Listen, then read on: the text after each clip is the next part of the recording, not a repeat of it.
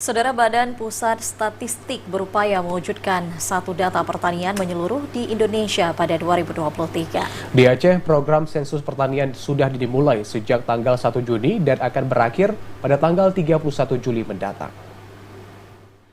Untuk mewujudkan program tersebut, saat ini BPS sedang melaksanakan sensus pertanian 2023 di 23 kabupaten kota se-Aceh. Ketua Tim Sensus BPS Aceh Andariati Afrida mengatakan sensus pertanian ke-7 dimulai sejak tahun 1963 lalu ini telah berjalan dengan baik, namun masih dihadapkan sejumlah tantangan yang perlu diatasi agar dapat mencapai potensinya secara maksimal.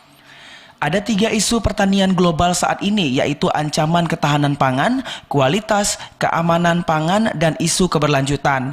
BPS pun meminta masyarakat Aceh agar memberikan data apa adanya sehingga menjadi acuan akurat bagi petugas sensus pertanian di lapangan.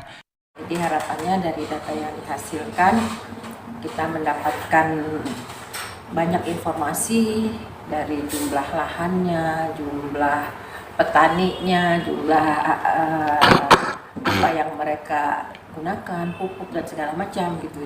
Setelah 1 bulan ini secara seluruh Aceh ya, dari 23 kabupaten kota udah mencapai sekitar 50% lebih, mungkin udah di 56% Pak, selesai laksanakan lapangannya.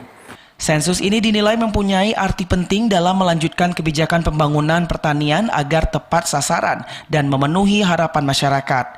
Sensus pertanian memberi dampak data yang baik sekaligus mencatat berbagai pemetaan dan permasalahan pertanian di seluruh Indonesia. Dari Banda Aceh, Fajariana, TVRI melaporkan.